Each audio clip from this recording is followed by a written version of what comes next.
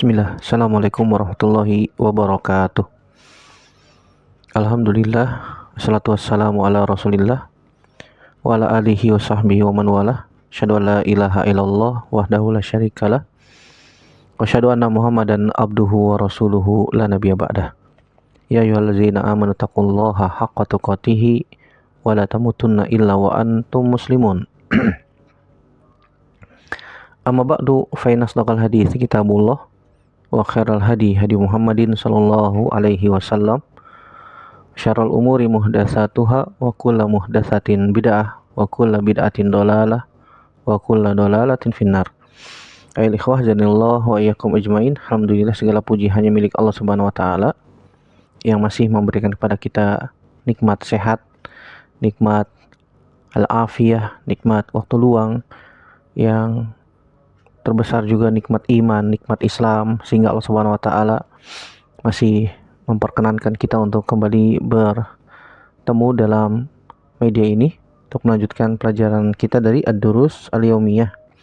Salat dan salam senantiasa teriringkan kepada Nabi kita Muhammad sallallahu alaihi wasallam, kepada keluarga, sahabat, dan tidak lupa kita sebagai umatnya sampai kiamat kelak. Baik, sekarang kita melanjutkan pelajaran kita dari Ad-Durus Al-Yaumiyah, pelajaran ke-281. Itu al-amru bil ma'ruf wan nahyu anil munkar. Memerintahkan kepada yang ma'ruf dan mencegah dari kemungkaran. Ketahuilah saudaraku rahimanillah wa ikum ajmain, al-ma'ruf, yang dimaksud dengan al-ma'ruf itu adalah kullu ma arafahu syar'u wa aqarrahu minal ibadatil qawliyah wal fi'liyah al-zahirah wal batinah. Setiap yang dikenal oleh syariat kita dan ditetapkan oleh syariat kita sebagai ibadah, apakah itu berupa perkataan, perbuatan yang zahir maupun yang batin. Setiap amalan yang di dalamnya terdapat ibadah, baik perkataan, perbuatan yang zahir maupun yang batin, itu adalah ma'ruf. Itu adalah ma'ruf. Dan kita sudah pernah bahas bahwasannya al-ibadah ismun jami'un likulli ma yuhibbuhullah wa yardah minal qaul minal aqwal wal af'al az-zahirah wal batinah. Dan ibadah itu adalah segala sesuatu yang dapat mendatangkan kecintaan dan keridhaan Allah Subhanahu wa taala. Ismun jami'un likulli ma yuhibbuhullah wa yardahu. Setiap yang mendatangkan kecintaan dan keridhaan Allah Subhanahu wa taala adalah ibadah. Dan setiap ibadah itu merupakan ma'ruf, merupakan kebaikan, kebaikan. Jadi kebaikan itu bukan hanya terbatas pada memberikan hadiah, memberikan makan, tapi segala sesuatu yang dapat mendatangkan keridhaan, kecintaan Allah Subhanahu wa taala itu ibadah. Dan setiap ibadah itu bisa dikatakan ma'ruf. Dan lawannya adalah al-munkar. Yang disebut al-munkar adalah kullu ma ankarahu syar'u wa mana'ahu min anwa'il ma'asi minal kufri wal fusuki wal isyani wal kadhibi wal ghibati wan namimati wa ghairi zalik. Yang disebut dengan mungkar adalah setiap yang diingkari oleh syariat dan dilarang oleh syariat dari segala jenis maksiat, seperti kekufuran, kefasikan, kemudian dusta, ghibah, namimah, dan yang sejenis dengannya. Itu namanya mungkar. Dan al-amru bil ma'ruf wan nahyu anil munkar itu hukumnya fardu kifayah. Ya, wajib dan fardu kifayah. Sebagaimana dikatakan oleh Syekh Muhammad bin Shalih Al-Utsaimin rahimahullahu taala, al-amru bil ma'rufi wan nahyu anil munkar wajibun wa fardu kifayatin. Idza qama bihi man yakfi hasal al-maqsud wa idza lam yakum bihi man yakfi wajaba ala jami'il muslimin. Jika sudah ada dari kalangan kaum muslimin yang sudah menegakkannya, maka ya maksudnya sudah tercapai. Maksudnya sudah tercapai. Tujuannya sudah tercapai. Jika belum ada yang melakukan al-amru bil ma'ruf wa nahyu anil munkar, maka wajib bagi setiap muslim untuk menegakkannya, untuk melakukan hal tersebut. Ini al-amru bil ma'ruf secara pengertian, definisi secara singkat dan hukumnya ya. Kita akan baca 2 ayat saja dari Al-Qur'an. Sebenarnya banyak dari Al-Qur'an ayat-ayat yang memerintahkan untuk al-amru bil ma'ruf wan nahyu anil munkar. Kita akan bacakan 2. Yang pertama surat Ali Imran ayat 104 dan juga ayat 110. Ali Imran ayat 104 dan 110. Ayat yang pertama, Allah berfirman dalam surat Ali Imran ayat 104.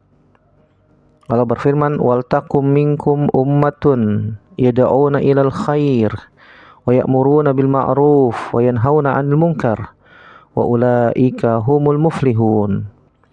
Dan hendaknya di antara kalian ada sebuah umat, segolongan manusia yang senantiasa mengajak kepada kebaikan, memerintahkan kepada yang ma'ruf dan mencegah dari yang mungkar. Maka mereka itu adalah orang-orang yang beruntung. Mereka itu adalah orang-orang yang beruntung. Ini ayat yang pertama. Ayat yang kedua dalam surat yang sama di ayat ke-110 atau surat Ali Imran ayat 110. Allah berfirman, "Kuntum khaira ummatin ukhrijat linnas ta'muruna bil ma'ruf wa tanhauna 'anil munkar wa tu'minuna billah." Kalian adalah sebaik-baik umat yang dikeluarkan kepada manusia, yang senantiasa mengajak kepada yang ma'ruf dan mencegah dari yang mungkar, dan kalian beriman kepada Allah Subhanahu wa taala. Kita akan ambil faidah dari 2 ayat ini. Yang pertama, hendaknya dakwah itu diawali dengan kebaikan. Bada'a bid-da'wati ilal khair. Hendaknya ketika kita mengajak orang itu dimulai dengan kebaikan. Kita muqaddimah lah ya, muqaddimah dengan kebaikan. Kalau kita nggak pernah berbuat baik kepada manusia, gimana manusia akan menerima kita? Ya, kalau kita nggak pernah berbuat baik kepada tetangga, berbuat baik kepada saudara, berbuat baik kepada manusia, maka bagaimana manusia akan menerima apa yang kita ajak? Sehingga orang yang mengajak kepada kebaikan, hendaknya dia dahului dengan kebaikan juga kepada manusia tersebut, sehingga orang mengenal, oh ini orang baik. Tentu saja yang dia ajak itu adalah kebaikan. Tapi sebaliknya, kalau kita nggak pernah berbuat baik, bahkan orang itu udah dicap sebagai orang yang buruk, ya, sebagai orang yang indisipliner misalnya, tidak tepat waktu, suka bohong, tidak amanah, dan seterusnya, maka orang nggak bakalan percaya. Ya, tidak akan percaya. Orang tidak akan terima apa yang dia katakan, walaupun yang dia katakan adalah kebaikan. Walaupun yang dia ajak adalah kebaikan, tapi orang itu sudah terkenal ma'ruf tidak baik. Ya. Makanya para nabi dan rasul itu sebelum diutus oleh Allah Subhanahu wa taala sudah dikenal baik oleh kaumnya. Lihat Nabi Muhammad SAW, sebelum diutus menjadi rasul sudah dikenal sebagai orang yang jujur, nggak pernah bohong, orang yang amanah, tidak pernah khianat. Ya, tidak pernah khianat. Bahkan mereka mengatakan Ja'al Amin, ya, telah datang Al-Amin. Itu maksudnya Nabi SAW. Nabi nggak pernah bohong. Bahkan kaumnya juga mengakui itu, bahwasanya Muhammad itu tidak pernah dusta. Muhammad itu tidak pernah dusta. Sehingga ketika Nabi SAW berdakwah, diterima oleh kaumnya. Walaupun sebagian waktu itu ada juga yang tidak menerima, karena ya penyakit di dalam hati sudah dikunci hatinya oleh Allah Subhanahu wa taala, tidak menerima hidayah. Nah, ini lain lagi ceritanya. Tetapi ketika kita ingin menyampaikan sebuah kebaikan, maka kita harus juga berbuat kebaikan juga kepada manusia. Diawali dengan kebaikan sehingga orang mengenal kita sebagai orang yang baik. Sebagai orang yang baik. Kalau misalnya ada orang yang dulunya mungkin ya preman, ya, senantiasa mengganggu manusia, suka malak, suka begal, ya. Kemudian dia taubat. Kemudian dia tobat, ya. Alhamdulillah, Allah berikan cahaya hidayah. Kemudian setelah itu dia mengajak kepada manusia, dan manusia nggak tahu bahwasanya dia sudah taubat. Jadi tidak tahu, penampilannya juga masih seperti itu, ada tubuhnya penuh dengan batik, maksudnya tato, penuh dengan tato, penampilan seperti itu, dia mengajak kebaikan, kira-kira orang percaya nggak? Orang nggak bakalan percaya. Kenapa? Karena orang menganggap ini orang buruk, suka minum homer, judi, suka malakin orang, perkataannya kasar, kan begitu. Iya, karena orang melihat penampilan penampilan dia dan latar belakang atau background dia yang dulu seperti itu. Ya, walaupun dia sudah taubat, orang nggak tahu kalau dia udah taubat. Tapi dia dikenal sebagai orang yang buruk, sebagai orang yang buruk. Maka manusia tidak akan langsung percaya, tidak akan menerima. Oleh karena itu, ini penting bagi kita orang-orang yang berusaha untuk mengingatkan manusia, mengajak manusia untuk melakukan kebaikan yang kita ajak, ya. Maka kita terlebih dahulu untuk berusaha menjadi orang yang baik sehingga dipercaya oleh manusia. Kemudian pelajaran yang kedua yang bisa kita ambil, Nabi Shallallahu Alaihi Wasallam menyebutkan beberapa marhalah, tingkatan dalam mengajak kepada kebaikan. Yang pertama, kata Nabi SAW dalam riwayat Imam Muslim, man ra'a minkum munkaran falyughayyirhu biyadihi. Siapa saja yang melihat kemungkaran maka hendaknya dia merubah dengan tangannya. Tentu saja ini kalau dia punya kekuatan dan punya kekuasaan, dan ini sudah pernah kita bahas. Yang kedua, marhalah yang kedua, fa in lam yastati fa bilisanihi. Jika dia tidak mampu, maka dengan lisannya. Dengan lisan maksudnya apa? Para ulama yang bisa menasehatkan. Dan pada pelajaran yang lalu kita sudah bahas tentang nasihat. Ya, tentang nasihat. Artinya nasihat dengan lisan. Nasihat itu kita menginginkan orang lain melakukan kebaikan. Kebaikan. Nasihat yang baik, dengan cara yang baik, dengan kalimat yang santun, dengan kalimat yang sopan, tidak arogan, tidak seperti menggurui misalnya. Ada orang yang tipikalnya kalimatnya arogan, sehingga orang sulit untuk menerima apa yang dia katakan. Mungkin yang dia katakan baik, tapi caranya, metodenya mungkin perlu dirubah lah. Metodenya perlu dirubah. Kita perlu introspeksi diri juga. Apa yang salah nih? Kenapa orang tidak mau nerima? Kan begitu. Ya, introspeksi diri, evaluasi diri. Kenapa demikian? Ketika kita ingin memberikan sesuatu yang baik kepada manusia, tapi metodenya salah, tapi metodenya kurang tepat, kurang pas, sehingga orang tidak akan menerima apa yang akan kita berikan. Ingin memberikan hadiah, hadiahnya bagus, tapi caranya dilempar ke muka, kan begitu. Orang gak bakalan terima. Kenapa demikian? Karena mereka punya harga diri. Karena manusia juga punya harga diri. Sehingga ketika kita ingin menyampaikan kebaikan, memberikan nasihat kebaikan kepada orang, harus dibungkus dengan cara yang baik, sehingga orang terima. Walaupun nasihat itu mungkin sepele ya. Mungkin nasihat itu ya sesuatu yang dianggap remeh, kecil di mata manusia. Tapi kalau dibungkus dengan cara yang baik, dengan cara yang indah, dengan cara yang santun, sopan, orang akan terima dengan izin dari Allah Subhanahu wa Ta'ala. Jadi kalau kita nggak mampu dengan tangan, nggak punya kekuasaan, maka dengan lisan. Lisan. Jika dia mampu untuk menjelaskan dengan lisan, menjelaskan dengan cara yang baik tentunya, sebagaimana tadi sudah kita sebutkan.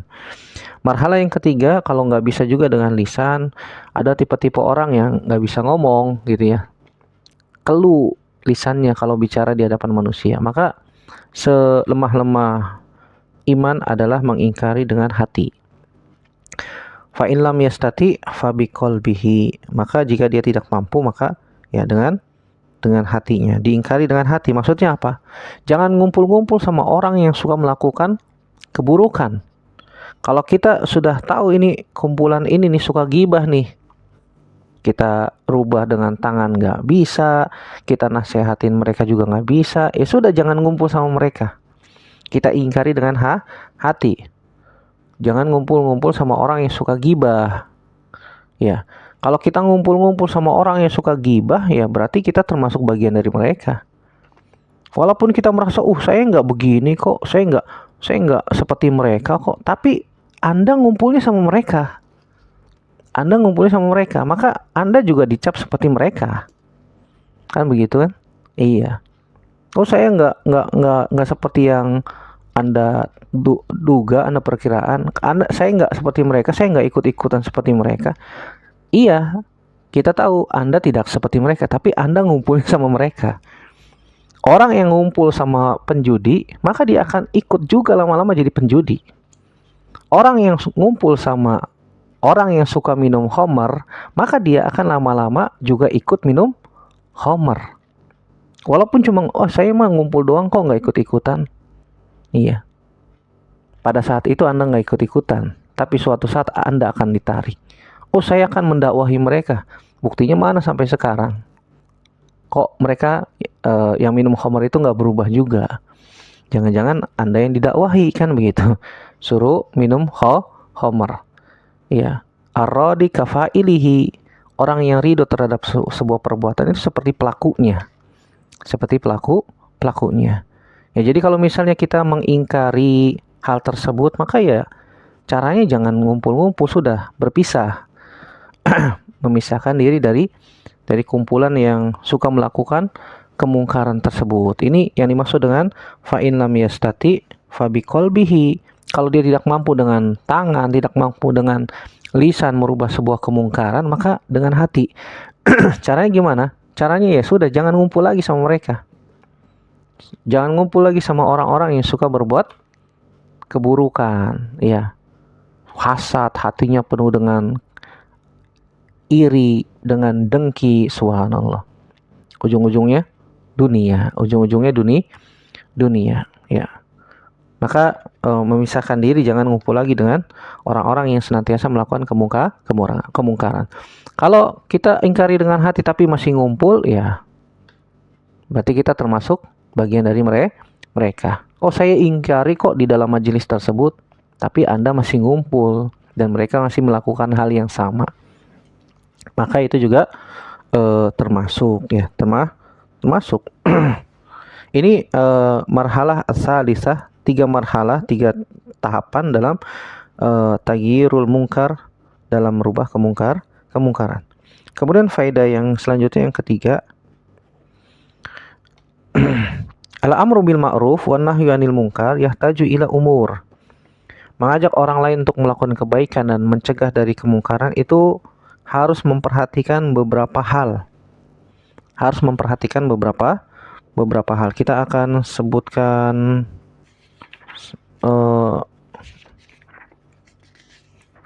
4 hal, atau disebut dengan 4 syarat, atau beberapa hal, ya. 1, 2, kemudian ini 2 hal, kemudian atau 3 hal atau 4 hal. Yang pertama, an yakunal insanu aliman bil ma'rufi wal munkar. Sebagaimana disebutkan ini oleh Syekh Muhammad bin Shalih Al-Utsaimin dalam Syarah Riyadhus Shalihin di jilid yang kedua halaman 403. Bab al-amru bil ma'ruf wan nahyu 'anil munkar. Kata Syekh Muhammad bin Shalih Al-Utsaimin, orang yang mengajak kepada kebaikan dan mengingkari dari yang mungkar, maka membutuhkan beberapa hal. Yang pertama, an yakunal insanu aliman bil ma'ruf wal munkar. Hendaknya orang yang ingin mengajak kepada kebaikan, dia harus mengetahui tentang kebaikan. Dan orang yang ingin mencegah dari keburukan, maka dia harus paham juga itu adalah keburukan. Kalau dia tidak tahu, tidak bisa membedakan mana yang ma'ruf, mana yang mungkar, maka ketika itu dia tidak boleh untuk mengajak kepada al-ma'ruf atau mencegah dari yang mungkar. Ya. Sebagian orang mengira bahwasanya dia telah melakukan al-amru bil ma'ruf, iya, mengajak orang lain melakukan kebaikan, tapi dia tidak tahu bahwasanya yang diajak itu adalah kebaikan. Ternyata yang diajak adalah kemungkaran, subhanallah. Dia tidak bisa membedakan mana yang ma'ruf, mana yang mungkar. Sehingga apa? Sehingga yang terjadi adalah mudorot. Dia tidak bisa membedakan antara kebaikan dan kemungkaran. Akhirnya yang dia ajak adalah sebuah kemungkaran. Ya, maka ini mudorot yang timbul tentu saja lebih banyak daripada maslahat yang akan ditimbulkan. Oleh karena itu, orang yang hendak al-amru bil ma'ruf wa nahyu 'anil munkar harus alim, harus faham, harus tahu ngerti mana yang ma'ruf, mana yang mungkar. Makanya di awal kita sudah sebutkan perbedaan antara al-ma'ruf dan mungkar. Kemudian yang kedua, anta'lam bi anna hadzal rajul tarikun lil ma'ruf au fa'ilun lil munkar. Kita sudah mengetahui dengan pasti orang tersebut yang kita ajak itu adalah benar-benar telah meninggalkan kebaikan dan telah mengerjakan kemungkaran. Kalau misalnya kita tidak tahu ini orang sudah melakukan kebaikan atau belum, tanya, maka butuh bayan, maka butuh penjelasan, butuh rincian. Sebagaimana Nabi SAW ketika khutbah Jumat, ada orang yang masuk masjid kemudian langsung duduk. Nabi SAW tidak tahu nih orang udah sholat tahiyatul masjid atau belum. Kemudian Nabi SAW tanya kepada laki-laki tersebut, "As-shalaita, kamu udah sholat belum?" Ini Nabi lagi khutbah Jumat nih. Ya, dari sini juga kita bisa ambil faidah, khatib yang sedang khutbah Jumat itu boleh berbicara dengan jamaah satu orang. Ya, bertanya, Nabi tanya, "As-shalaita, kamu sudah sholat belum?" Nabi nggak tahu, ya mungkin aja dia sudah sholat tahiyatul masjid tapi di bagian luar Nabi nggak lihat. Makanya Nabi SAW butuh pertanyaan itu ditafsil dulu, diperinci dulu, supaya ya ketika kita ingin menjelaskan kebaikan tepat sasaran. Nabi SAW mengatakan kepada laki-laki itu, "As-shalaita, sudah sholat belum?" Kemudian laki-laki itu mengatakan, "La, belum." Kemudian baru Nabi SAW memerintahkan kebaikan. Apa kata Nabi SAW? "Kum fasholli raq'atain." Bangun dan kemudian sholatlah 2 rakaat. Nah, ketika Nabi ingin memerintahkan orang itu untuk sholat 2 rakaat dulu, tahiyatul masjid, Nabi tanya dulu, karena Nabi nggak tahu nih orang udah sholat tahiyatul masjid atau belum. Bisa jadi dia sholat di masjid bagian luar, Nabi SAW tidak melihatnya ataupun yang lain. Ya, sehingga Nabi SAW tanya. Oleh karena itu ketika kita ingin mengajak orang lain untuk melakukan kebaikan ataupun mencegah dari kemungkaran, maka kita harus paham, harus tahu ini orang sudah benar-benar meninggalkan kebaikan atau melakukan kemungkaran. Misalnya kalau kita ingin menasihati orang, sholat wajib, sudah sholat belum? Kan begitu ya. Kita perintahkan, nak sholat, sudah waktunya sholat subuh, bangun. Ya, kita nggak tahu ini anak udah sholat subuh atau belum. Ya, kita tanya dulu, sudah sholat subuh belum? Iya, kalau geleng-geleng, oh berarti belum. Ya sudah, sholat dulu. Sholat tuh dulu, ya, bangun dan sholat. Kum fasholli, bangun dan sholat. Kemudian yang ketiga yang harus kita perhatikan ketika al-amru bil ma'ruf wa nahyu 'anil munkar adalah an la yazul al munkar ila ma huwa a'dhamu minhu. Jangan sampai menghilangkan kemungkaran, kita berusaha untuk menghilangkan kemungkaran, tetapi malah timbul kemungkaran yang lebih besar. Ini tidak boleh. Tidak boleh. Kalau kita ingin mengingkari kemungkaran, maka paling tidak kita usahakan kemungkaran itu hilang sama sekali, atau sebagian besarnya hilang, sehingga maslahatnya lebih banyak. Kalau misalnya ketika kita ingin mengingkari kemungkaran, tetapi yang timbul malah kemungkaran lebih besar, maka tidak boleh. Menghilangkan kemungkaran. Contoh misalnya,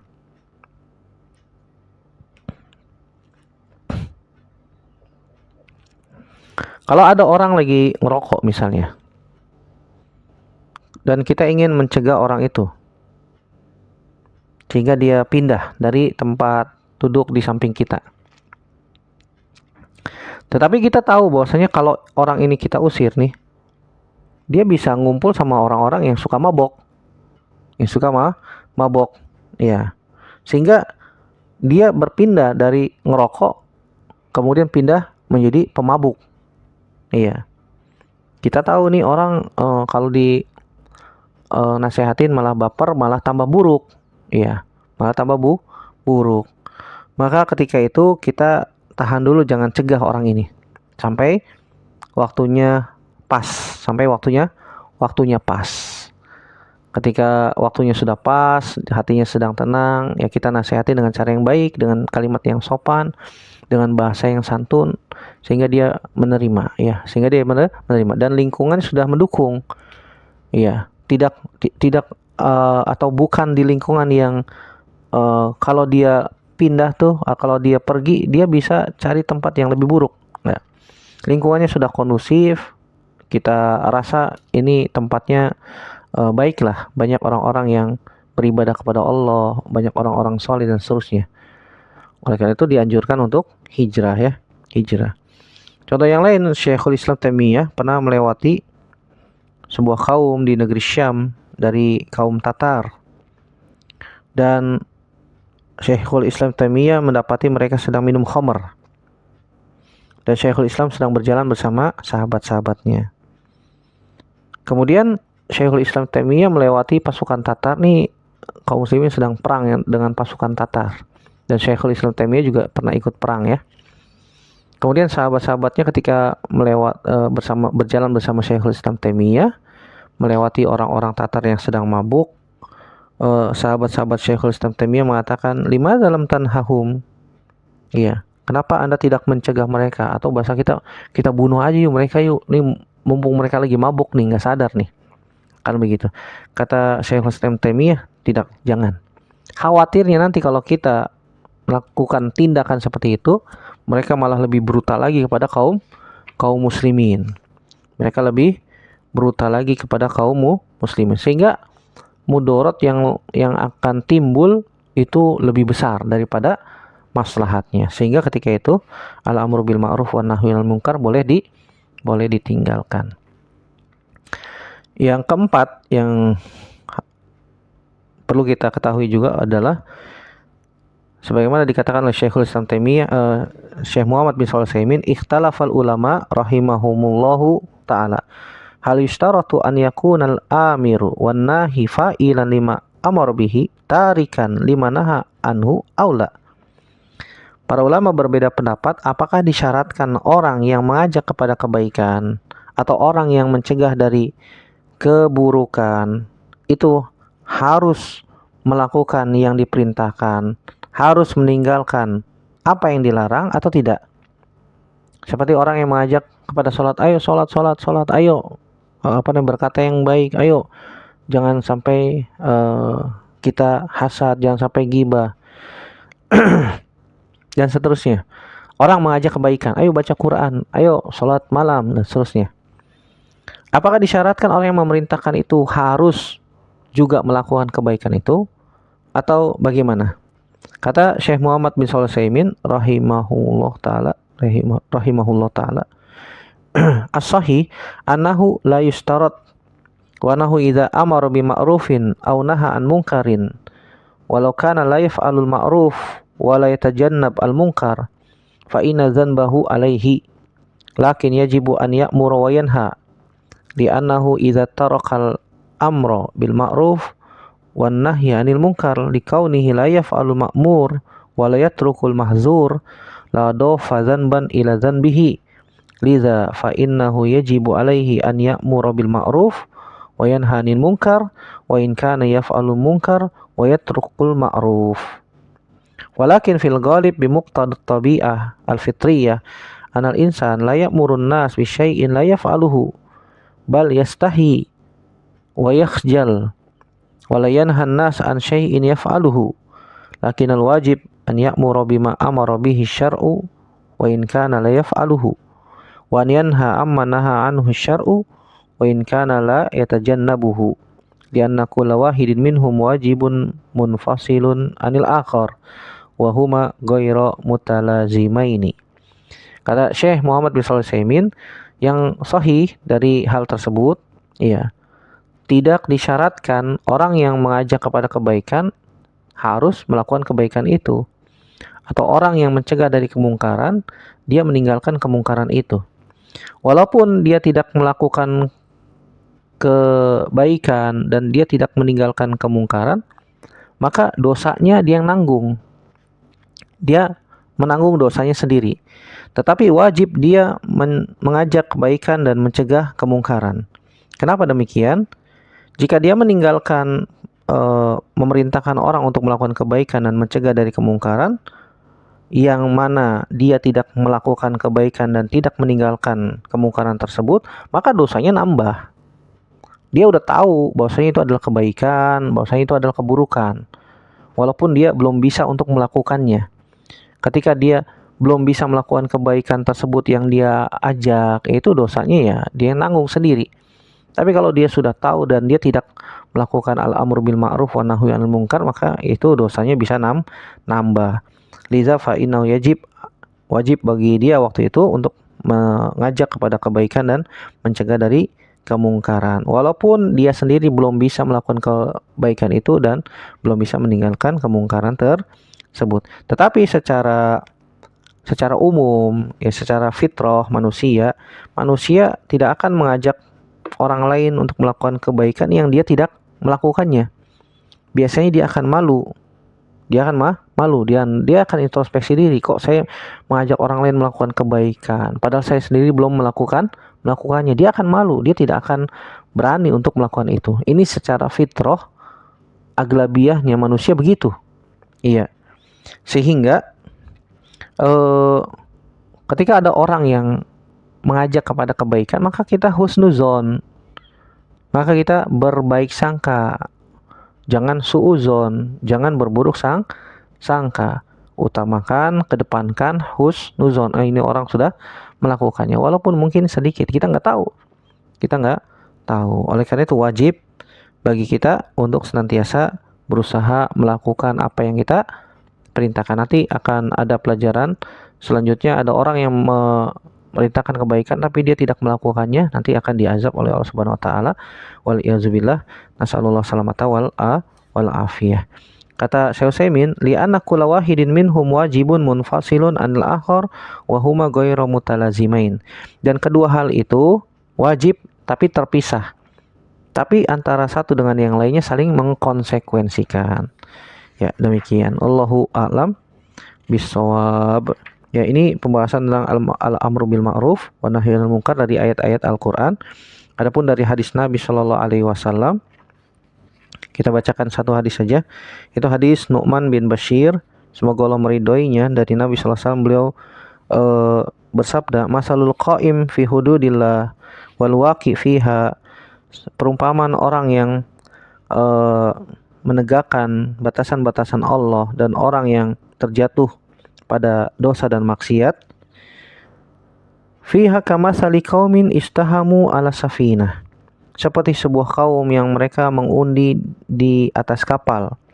Fasara ba'duhum a'laha wa ba'duhum asfalaha, sehingga setelah undian mereka dapati ada yang menempati kapal bagian atas, ada yang menempati kapal bagian bawah. Wa kana allazina fi asfaliha idza staqau minal ma marru ala man fawqahum. Adapun orang-orang yang tinggal di kapal bagian bawah, kalau mereka ingin ambil air, mereka harus melewati orang-orang yang ada di bagian atas kapal. Faqalu, dan mereka berkata, "Lau anna kharaqna fi nasibina kharqan wa lam nu'zi man fawqana." Kalau misalnya kita lubangi kapal bagian bawah sehingga kita bisa ambil air, sehingga kita tidak mengganggu orang yang bagian atas, maka itu mungkin lebih baik. Iya. Fa in tarakuhum wa ma aradu halaku jami'an. Kalau orang-orang yang bagian atas itu membiarkan, atau orang-orang yang di bagian bawah yang tahu bahwa ini berbahaya membiarkan, mereka bisa binasa semuanya. Artinya kapalnya bisa tenggelam. Ya, kapalnya bisa tenggelam. Wa in akhadhu ala aidihim najau wa najau jami'an. Tapi kalau mereka yang di bawah, bagian bawah atau bagian atas itu memperingatkan, jangan, nggak boleh. Masa kapalnya mau dilubangin gara-gara mau ngambil air? Nanti kita bisa tenggelam. Ya, kalau mereka memberitahu, menasehati, maka mereka semua bisa selamat. Hadis ini riwayat Imam Bukhari dalam Kitabus Syarikah. Bab hal yaqra'u fil qismah wal istiham fihi. Apakah boleh kita mengundi sesuatu? Dari hadis nomor 2494. Ya, dari sini, hadis ini kita bisa ambil faidah boleh untuk mengundi ya. Boleh untuk mengundi sesuatu, misalnya saya mau bagian mana nih, ayo diundi, yang menang bisa milih bagian atas atau bagian bawah misalnya. Sebagaimana Nabi SAW juga pernah mengundi istri-istrinya siapa yang ikut Nabi SAW ketika safar. Ini biasa dilakukan oleh Nabi. Atau kita bisa mengundi, kita punya permen satu, anaknya tiga, diundi, ayo siapa yang menang nanti bisa dikasih permennya atau dikasih coklatnya. Ini boleh, ini boleh. Dan dari hadis ini juga kita bisa ambil kesimpulan faidah bahwasanya ya di antara metode Nabi SAW adalah membuat dorbul amsal, itu membuat perumpamaan untuk supaya orang yang mendengar lebih mudah mencernanya. Dan ini banyak di dalam Al-Quran, Allah Subhanahu Wa Taala memberikan permisalan. Watilkal amsalu nadribuha linnas wa may yaqiluha illal alimun. Dan tentu saja dalam masalah ini ada pembahasan bab tentang al-amru bil ma'ruf wa nahyu anil munkar. Intinya kalau orang-orang di kapal itu tidak mencegah orang yang bagian bawah untuk melubangi kapal, mereka bisa apa? Mereka bisa tenggelam semuanya. Ini bisa berbahaya. Wallahu a'lam bishawab. Ini pembahasan al-amru bil ma'ruf secara an-nahyu anil munkar secara ringkas. Syekhul Islam Taimiyah punya kitab namanya Al-Amru bil Ma'ruf wa Nahyu anil Munkar.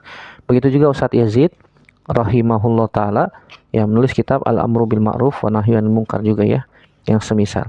Allahu a'lam bishawab. Semoga yang sedikit ini bermanfaat untuk saya pribadi dan semua yang mendengarkan, dan kita berusaha untuk mengamalkan ilmu yang telah kita dapatkan. Semoga Allah Subhanahu wa taala memberikan taufik dan kemudahan bagi kita untuk beramal dari ilmu yang telah kita dapatkan, dan semoga Allah memberikan taufiknya berupa istiqomah kepada kita semua di atas Islam, di atas iman, di atas sunnah Nabi SAW sampai akhir hayat, sampai ajal menjemput. Dan semoga kita semua berdoa, semoga kita semua dimasukkan ke dalam surga tanpa hisab, tanpa azab. Amin ya rabbal alamin. Semoga bermanfaat. Aku qouli hadza astaghfirullah li wa lakum. Subhanaka Allahumma bihamdik, asyhadu an la ilaha illa anta astaghfiruka wa atubu ilaik. Wassalamualaikum warahmatullahi wabarakatuh.